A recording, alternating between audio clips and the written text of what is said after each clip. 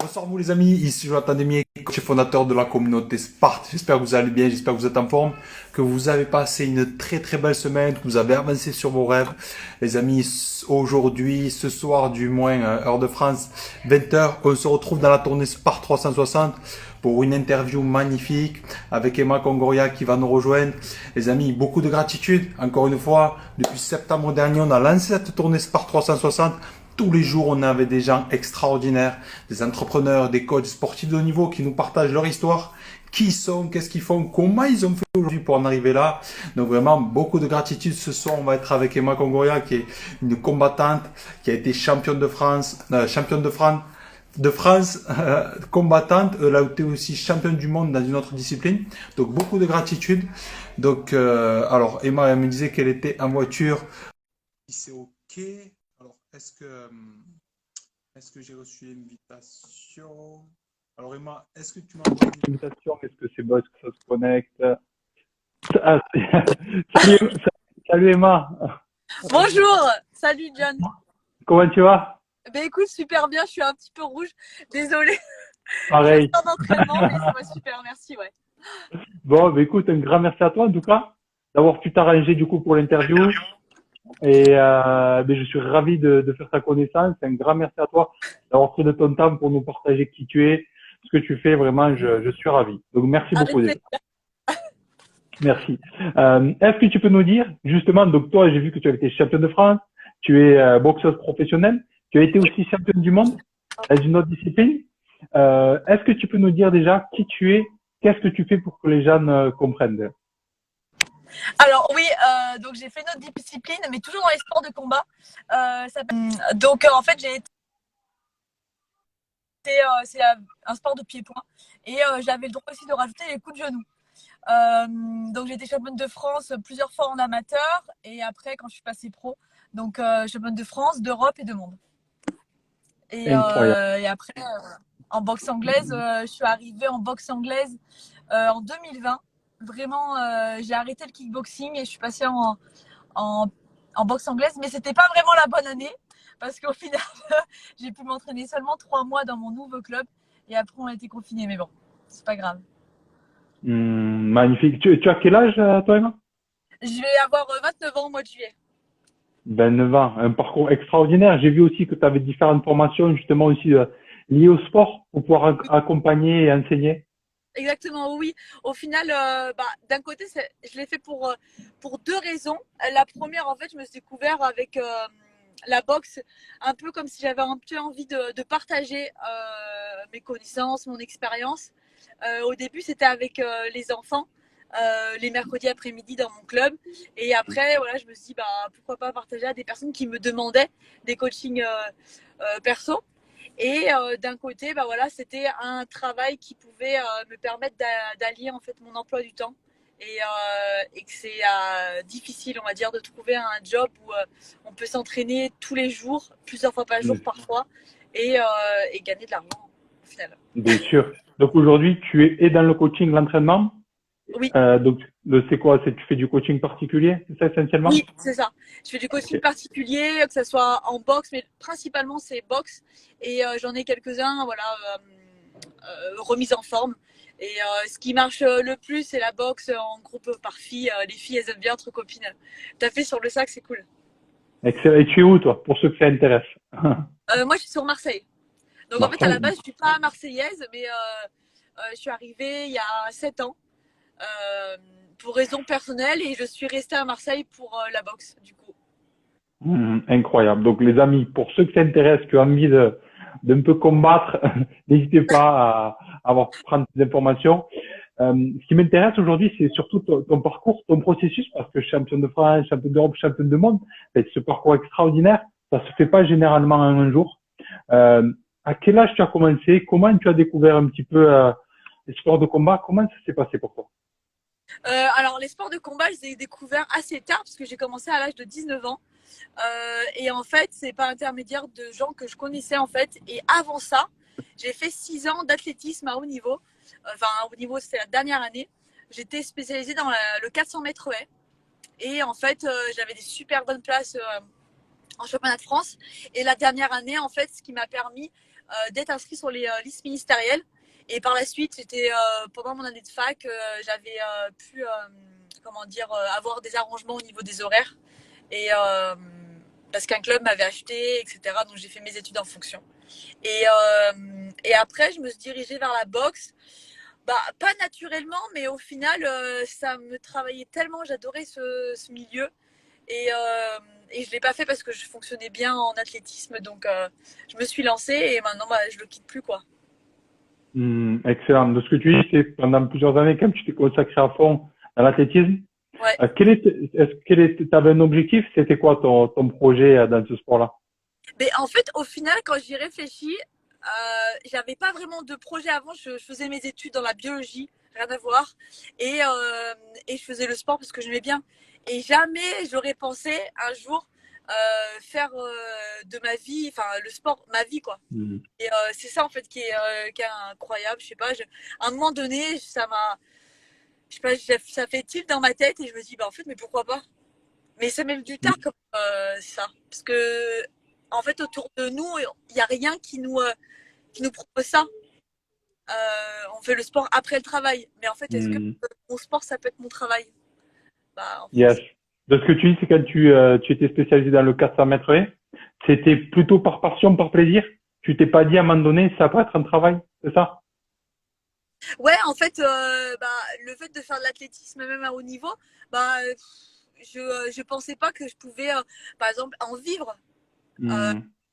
le, Au début, le sport, ça restait seulement le sport et j'avais ma vie à côté. Et maintenant, avec la boxe, et ben, je me rends compte que bah, je peux faire les deux. C'est difficile, hein, mais, mais c'est Donc, ouais, donc c'est incroyable quand même, parce que ce que tu dis, c'est quand tu es au niveau dans un sport, généralement, on veut rester, on veut continuer, on veut aller plus loin, tu t'es entraîné. Donc, ça, ce sport-là t'a permis aussi de développer d'énormes capacités. Et qu'est-ce qui a fait qu'à un moment donné, le déclic, bam, j'arrête tout et tu commences la boxe. Donc, tu commences de zéro quelque part. en fait, comment dire, il y avait plusieurs raisons. En fait, je faisais des 400 mètres depuis tellement longtemps et en fait, j'arrivais plus à trouver cette motivation. En fait, j'avais plus Mhm. la motivation de, je sais pas. Même maintenant, tu vois, on me pose cette question, mais qu'est-ce qui t'a fait changer? Voilà, j'avais envie d'un truc, ça m'allait plus. J'adorais ce sport, mais il y avait un truc qui manquait. Ce truc qui manquait, bah, je l'ai trouvé en boxe. Et quand je suis en entraînement, je suis mort, je suis déphasée, et c'est ça qui me manquait en fait. Et, Yes.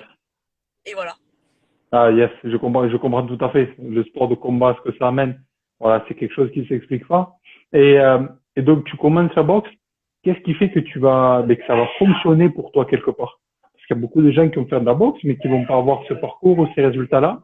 Euh, Qu'est-ce qui fait que pour toi, ça a bien fonctionné? Je pense que l'athlétisme m'a beaucoup servi à mes débuts, puisque au début,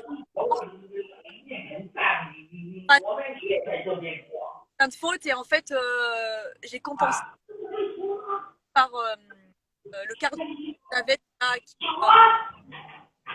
et j'ai commencé la boxe après mes premières amateurs. Et l'année en amateur, je gagne en France et pour moi, en fait, bah, je suis bien. Hmm. Et moi, je t'entends pas trop des fois. Excuse-moi, ça coupe. Alors, des fois, ça coupe un petit peu.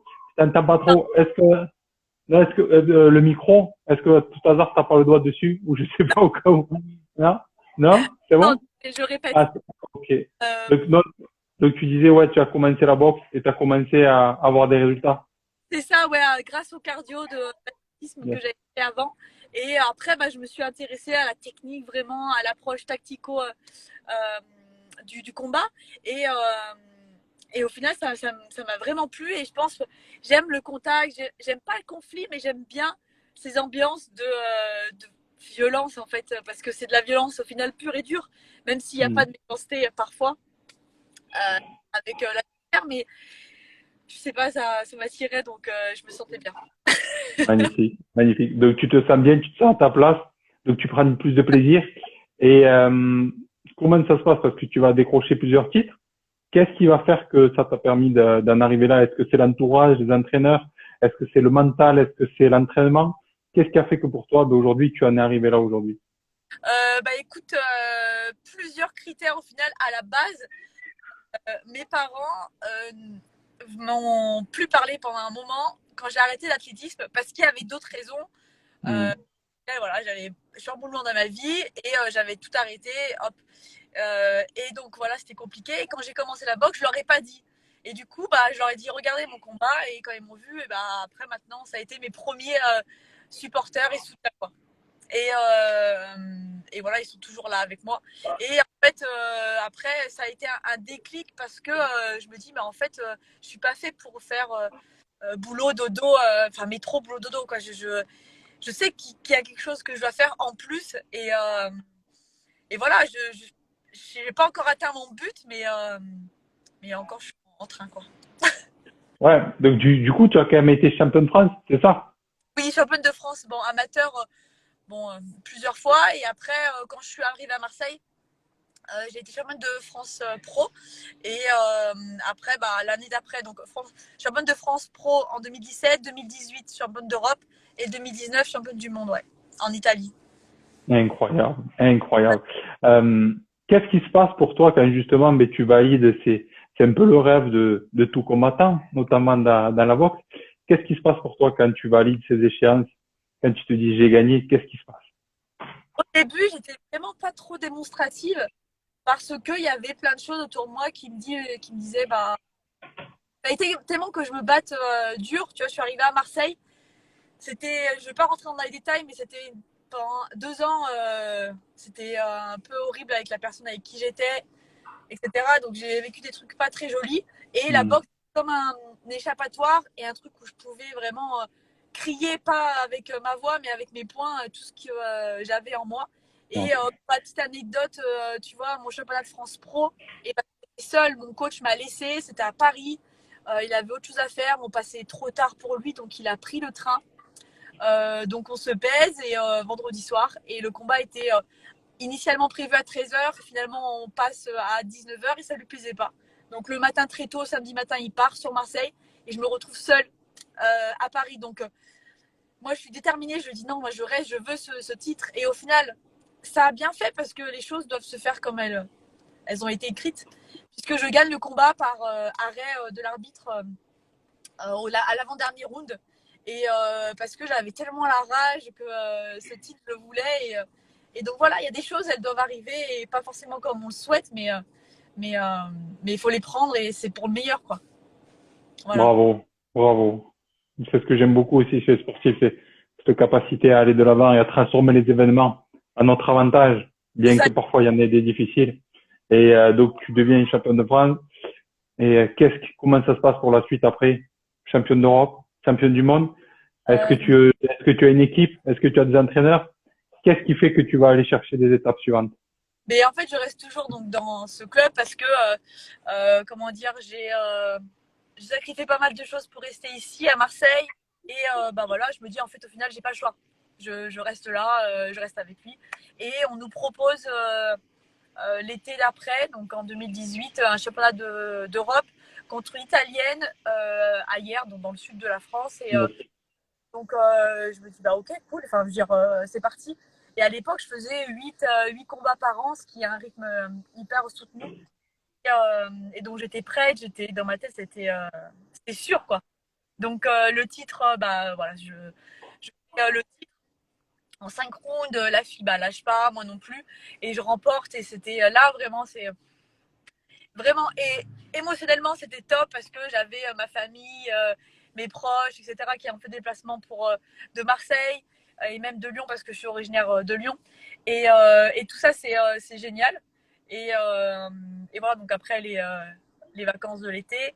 Et pour le titre de championne du monde, cette fois-ci, bah, c'est aussi, on est venu me chercher, donc c'était en Italie. Et c'était dans une catégorie qui était en dessous. Donc en fait, j'avais l'habitude de boxer à 55 kilos et là, c'était en 52 800. Donc je sais pas si tu connais le cutting. Peut-être Si. Ouais, j'ai interviewé quelqu'un qui fait ça. Ouais. Yes. voilà. Et donc obligé d'y passer par là. Et donc je prends l'avion pour Rome et en fait, j'arrive là-bas à peser 1,5 kg de plus. Et là, donc c'était le 27 juillet, il fait 50 degrés dehors et je suis en train de courir avec un kawaii et tout pour perdre le kilo 5 qui me reste, quoi. C'était un cadavre, vraiment. Et j'arrive, je fais un rebond de fou le lendemain. J'arrive sur le ring et là, pareil, la fille a été arrêtée. Enfin, elle jette l'éponge de son coin au quatrième sur cinquième round, sur 5. Et donc voilà, donc là, c'était énorme, quoi. Parce que j'avais vraiment souffert. Incroyable, incroyable. Qu'est-ce que tu te dis à ces moments-là et dans les jours qui viennent quand tu étais champion du monde? Qu'est-ce que tu te dis? Après, c'est vrai que c'est cool parce que en boxe, en sport de combat, on a une ceinture, on a quelque chose qu'on peut regarder et on se dit, en fait, voilà, c'est réel. C'est pas quelque chose qu'on a rêvé et en fait, là, c'est palpable. Et Hmm. je me suis réveillée le matin et j'avais la ceinture en face de moi, j'étais comme une dingue, quoi. On a visité après Rome, j'avais la ceinture, j'étais vraiment très fière et je pensais au sacrifice que j'avais fait et c'est ça en fait qui donne la force. Vraiment, c'est les sacrifices, ouais. Mm. Incroyable. Qu'est-ce qui se passe par la suite pour toi après être devenu championne du monde? Parce je sais que j'ai eu plusieurs sportifs où des fois ils ont du mal à se remettre, ou alors ils ont du mal à revenir à l'entraînement, ou alors ça va les galvaniser. Qu'est-ce qui se passe? Qu'est-ce que tu te dis après? Quel objectif tu as mis de relever après ça? Après, en boxe pied-point, il y a énormément de ce qu'on appelle des fédérations. Voilà, c'était un petit peu pas de grappier, on a pas en fédération. Et j'aime le risque et le challenge, même si c'est pas gagnante. Et ça m'a un petit peu permis de couper, quoi, que ça maintenant. Je t'entends pas trop, Emma. Alors, yes. Alors, ouais, tu m'as dit du coup, tu as décidé d'aller dans une autre fédération de boxe, c'est ça, pour progresser? En fait, c'est des fédérations internationales, donc je voulais Ok. regarder un petit peu ailleurs. Et l'année 2019, j'ai continué des gros combats. Et finalement, à la fin d'année, je me suis coach, changement de club, et c'est là que je suis arrivée en boxe pied-point, en boxe anglaise, pardon. Et Ok. le pied-point, j'avais un énorme combat à comment ça s'appelle, donc Je t'entends pas trop. Ça ouais, mais coupe un peu. ça va. Attends. Peut-être 2 secondes. Tu m'entends toi, comme il faut? Oui, oui, moi je t'entends nickel, c'est un peu, Ah, j'entends des cris en fait. C'est d'être dans un ah, restaurant ou non? à côté, c'est Oui, des enfants. Ah voilà, ouais. c'est eux que j'entends. Et tu me dis, ouais, du coup, donc t'avais un énorme combat, c'est ça? Ouais, j'avais un énorme combat au mois de mars et en fait mi-mars et on a été confinés. Donc du coup, ça a mis fin à ma carrière. Enfin, en tout cas, c'est moi qui l'ai voulu. Hein, ma carrière de kickboxing et je me suis dirigée vers la boxe anglaise. Ok. Et donc voilà, j'ai fait 2020, voilà 100 combats. C'était bon, comme tout le monde, c'était compliqué. Et sauf en novembre 2020. Donc je me préparais toujours à fond et j'ai eu une énorme opportunité, c'était de combattre Estelle Yoka, je sais pas si on peut le dire, Yoka Mousli, et donc championne olympique à Rio en 2016 et donc on m'appelle le lundi soir pour le vendredi soir, quoi. Et donc 4 jours même pas parce que on m'a appelé le lundi soir à 22h et c'était énorme. Et là je dis à mon coach comment tu me sens, il me dit oui ça va, allez go on y va. On a eu 2 jours de prépa et c'est parti. Ah ouais. Et du coup, Et du coup, écoute, je savais parce que j'avais un seul combat avant sur mon palmarès en boxe anglaise et une défaite, un combat à Paris contre une Parisienne. Donc c'est sûr, on n'allait pas me donner le combat. Et donc je suis arrivée à Nantes, c'est là à l'Arena. Et elle, j'étais championne olympique, etc. Je savais que j'étais en combat de remplacement et que on n'allait pas me donner gagnant quoi que je fasse. Donc j'y suis allée, rien à perdre. couillé mon couteau et, je lui dis j'ai rien à perdre, j'y vais, je fonce et je veux qu'elle se souvienne de moi. En plus c'était en direct sur Canal+, J'avais prévenu personne. J'avais pas le temps de toute façon. Donc les gens m'ont vu à la télé, ils m'ont dit c'est toi. Et oui, et je lui ai fait du mal. Elle a dit par la suite après que c'était un des combats les plus durs qu'elle a pu faire depuis un moment. Donc c'était ça ma victoire. Et de là, je me suis dit, en fait, voilà, c'est la boxe anglaise et je veux rester là-dedans, quoi. Ouais. Magnifique, incroyable. Et quels sont tes objectifs du coup aujourd'hui? Aujourd'hui, mes objectifs, en fait, en boxe anglaise, j'étais championne de France et championne internationale. Donc, c'était une ceinture WBC francophone. Donc, tous les pays qui parlent français réunis dans une seule ceinture. Et en fait, une fois qu'on est dans le classement de la WBC, qui est une des fédérations, et ben on est classé mondialement. Et donc, on peut grappiller des places. En fait, il y a un classement officiel dans le monde entier et tu grappilles des places en fonction de tes victoires, tes défaites, tes KO, etc. Et donc, mon objectif, c'est européen. Et après, grappiller au monde, quoi. Refaire le parcours.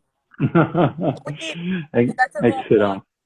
Voilà, c'est incroyable, un mental d'acier. Et où est-ce que tu vas chercher cette force? Et surtout, je vais rentrer parce qu'il y a des enfants un petit peu pour finir l'interview. Alors, juste 2 minutes, il y aura moins de bruit. Tac. Hop là. Yes, impeccable. Ah, todo bien. Donc, et moi, où est-ce que tu vas chercher du coup cette force de recommencer, de repartir? Parce que tu sais, des fois, on peut se dire, bon, mais j'ai une ceinture, j'ai été champion du monde. Pourquoi je vais me prendre la tête de recommencer, de faire autre chose? Où est-ce que tu vas chercher du coup cette force? Moi, je me prends la tête, des fois, je me demande. Qu'est-ce qui te donne envie du coup, véritablement au fond de toi? C'est quoi les raisons qui te poussent ou qui t'animent à agir? Mais en fait, ça tombe bien, tes questions, elles sont hyper intéressantes et puis surtout, elles sont d'actualité parce que j'arrête pas en ce moment de me poser ces questions. Et je me dis, en fait, qu'est-ce que je recherche vraiment? Et en fait, je trouve que j'ai une marge de progression encore, je le sais. Et je le sens au fond de moi et que si j'arrêtais maintenant, je sais que je le regretterais plus tard. Et même si je prends le risque de partir à l'étranger, de faire un combat et que je me prends une rousse et que je prends une défaite, au moins j'ai pas ce regret-là et je me dis voilà, peut-être que c'était pas pour moi. Mais si je fais rien, je le regretterai toute ma vie. Et ça je veux pas. Donc c'est aller chercher ces titres. Je sais que j'ai ma place, tu vois. Et quand il y a un truc, tu sais au fond de toi et voilà. Quoi, je sais pas comment l'expliquer. Il y a pas de preuves, il y a rien, tu vois. Mais et voilà, j'ai envie de voir à l'étranger ce qui se passe et je pense que en France, après je prends l'exemple de la boxe, mais je sais aussi qu'en athlétisme, dans tous les sports en France, à part le foot, c'est très compliqué. Il n'y a pas d'argent ou en tout cas, on ne donne pas les moyens pour. Et même le niveau s'en fait ressentir et qui est un peu à la baisse par rapport à l'étranger. C'est horrible de se dire ça, quoi. Donc voilà, je me dis pourquoi pas l'étranger, pas y vivre, mais peut-être partir et grandir là-bas, quoi, s'élever. Je sais pas. Je comprends. Ce que tu dis, c'est que tu sens encore que tu en as dans le coffre, sous la patate, et que tu as envie de tout donner, tout lâcher et te dire, bon, mais je suis allé jusqu'au bout, quoi qu'il arrive, et c'est top. Et c'est ça, ouais, j'ai pas envie d'avoir de regrets. Je me dis, ma vie, c'est pas possible, elle peut pas s'arrêter là. Enfin, c'est bien, franchement, je suis super contente. Je l'attendais en plus pour combattre, mais je sais que je peux faire plus. Après, peut-être que je peux pas, mais au moins, je veux essayer. Mais c'est beau ce que tu partages. Et ce qu'on répète aussi à travers toutes ces interviews, c'est montrer que qu'importe d'où l'on vient, qu'importe qui on est, finalement, si on le décide, si vraiment c'est aligné avec ce qu'il y a en nous, si on le décide, à quel point on peut s'élever, à quel point on peut grandir, progresser. Et tu incarnes bien ce message et c'est magnifique. Pour terminer, après je te laisse tranquille. Si tu avais justement 2-3 conseils que tu aimerais partager, peut-être pour des plus jeunes combattants ou même en général des personnes, 2-3 conseils que tu aimerais leur partager justement pour les aider à atteindre leurs objectifs. Qu'est-ce que tu aimerais leur laisser si tu pouvais laisser ça dans ce monde? Qu'est-ce que tu aimerais partager? toujours avec l'esprit prendre des risques, pardon. C'est ouais, oser parce que pour ma part, on m'a dit putain, tu me déçois si tu fais ça, tu devrais pas, etc. Il y a toujours des personnes qui le disent. Mais si vous le ressentez au fond de vous, cette petite flamme, eh ben allez-y. Au pire, qu'est-ce qui peut arriver? On vous dit non, tu vas pas y arriver, et au moins tu as essayé. Donc prendre le risque et croire en soi. La confiance en soi, parfois, et en France, ça peut être perçu comme de la vantardise, mais au final, tout en restant dans l'humilité, parce que je pense que un athlète, surtout un bon athlète et un champion, c'est quelqu'un d'humble, mais voilà, avoir confiance en soi et en ses capacités. Et après, bah, foncer, une fois qu'on a ça dans une main, les capacités dans l'autre, il faut foncer, quoi. Courir même. Voilà. Magnifique, magnifique. Et du coup, pour avoir cette confiance, juste je rebondis par rapport à ça parce que finalement, c'est ce que tous les êtres humains nous recherchons, cette véritable confiance que nous n'avons pas vraiment. La confiance, c'est quelque chose que tu peux avoir et que tu ne peux plus avoir. C'est quelque chose qui vient. Comment toi tu développes cette confiance du coup chaque jour? Est-ce que c'est par l'entraînement, la régularité, le fait de donner le meilleur de toi-même, ou ça crée cette force? Mais d'ailleurs, en fait, j'ai confiance parce que moi-même, j'ai du mal à avoir confiance. C'est un peu en dents de scie. Et mon coach me dit, putain, Emma, si ta confiance, elle est à 60%, si elle était à 80%, putain, tu ferais des trucs pas mieux. Oui, mieux, tu vois, tu serais plus à l'aise, etc. Et c'est vrai que je me pas renferme, mais je me dis, si je m'entraîne à bloc, j'ai un physique énorme.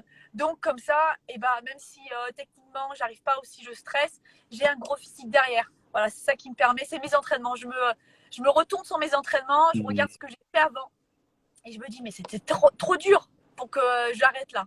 Il faut que tu aies confiance en toi. Emma, c'est quand je regarde les combats que j'ai fait en pied-point, les arcades ouvertes, du sang partout et j'y allais encore, je me dis mais pourquoi tu flippes?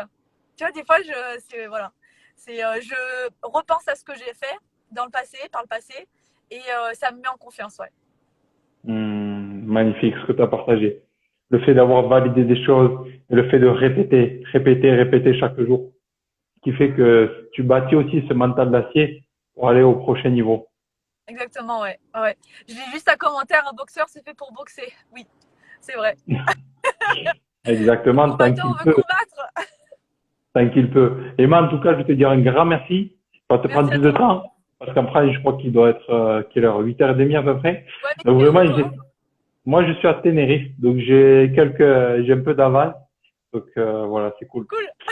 Ouais, c'est cool. En tout cas, je vais te dire un grand merci déjà. C'est juste extraordinaire. Ton histoire, ton parcours est incroyable. Merci vraiment pour tout ce que tu as partagé. Et les amis qui regardent maintenant ou en replay ou sur le YouTube aussi, je repartagerai.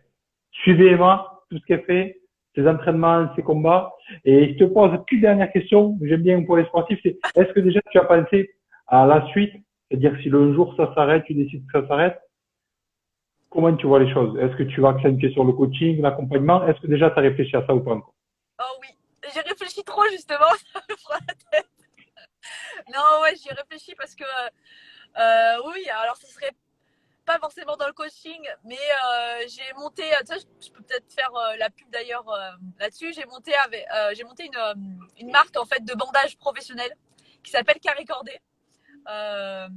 Et en fait, les bandages, nous on utilise, voilà, on a des bandes de gaz pour faire des bandages durs pour les combats. Et en fait, donc voilà, j'ai un site internet avec une boutique et Ouais, donc j'ai vu, voilà. ouais. Comment? J'ai vu. Il est Ah, très beau le site d'ailleurs. J'aime merci. beaucoup. Et donc voilà, j'essaye de m'orienter là-dessus, ouvrir un business. Et après, j'ai une idée en tête, mais après, peut-être que l'avenir me proposera d'autres choses. Mais je resterai dans le sport, dans la boxe. J'aime beaucoup aussi ce côté qui manque.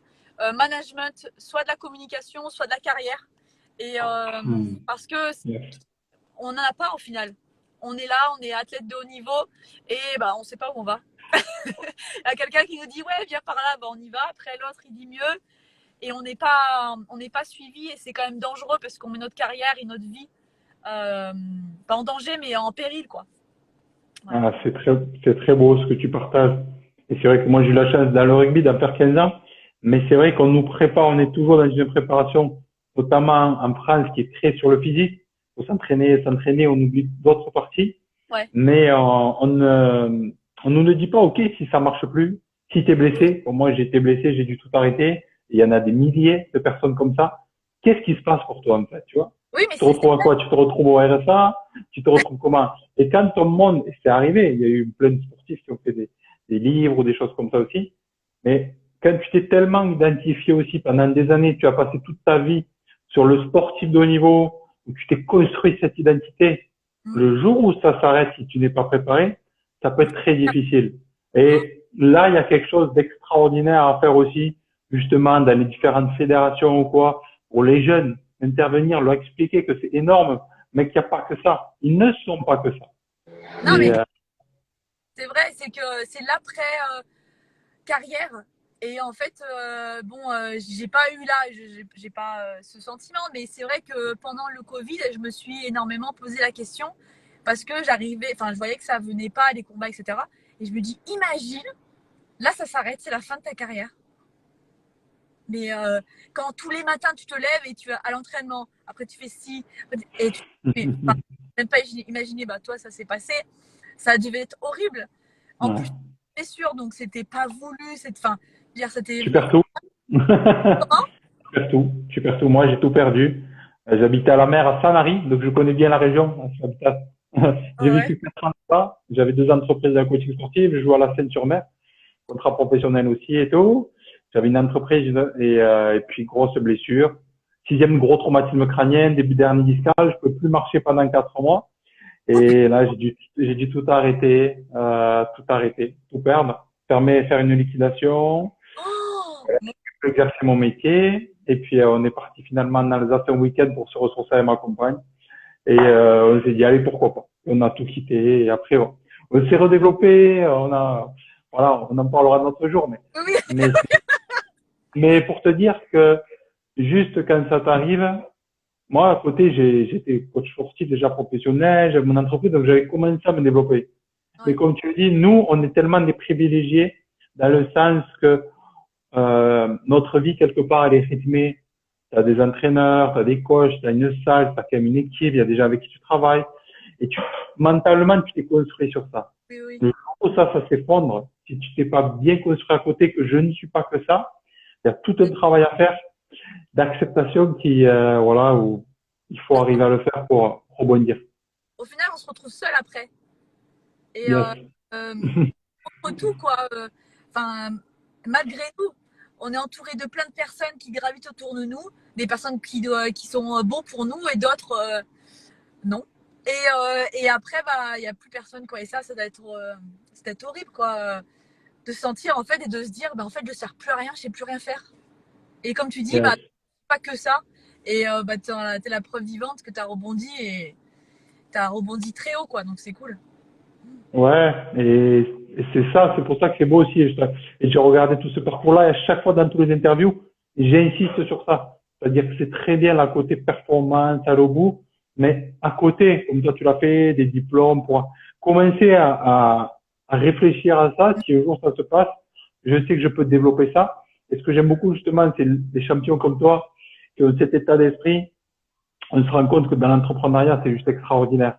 Parce que finalement, développer notre projet, comme toi tu le fais avec tes projets, tes produits, finalement, il faut avoir le même mindset, le même état d'esprit. Et déjà, quand tu as ça, voilà, tu peux rebondir Ouais, beaucoup plus facilement. c'est clair. Ben Emma, merci. On a fait un peu plus long, mais merci à toi. Je suis ravi et merci d'avoir pris du temps. Tu sors de l'entraînement et merci beaucoup. Avec Et plaisir. j'étais ravi. Prends soin de toi. En tout cas, moi, je vais suivre tout ça, tout ce que tu fais. Et force à toi, c'est quand le prochain combat? Est-ce qu'il y a une date, quelque chose ou pas encore? Oui, prochain combat le 2 juillet, donc c'est à Marseille. Et en plus, donc ça sera sur invitation, mais tout sera gratuit en plein air. Donc vraiment, j'ai super hâte. Les Marseillais, si vous regardez, venez. J'en ai quelques-uns. C'est où? Ça va être où? Ça va être à la mairie de 13-14. Et en fait, ils ont un grand espace extérieur sous des platanes.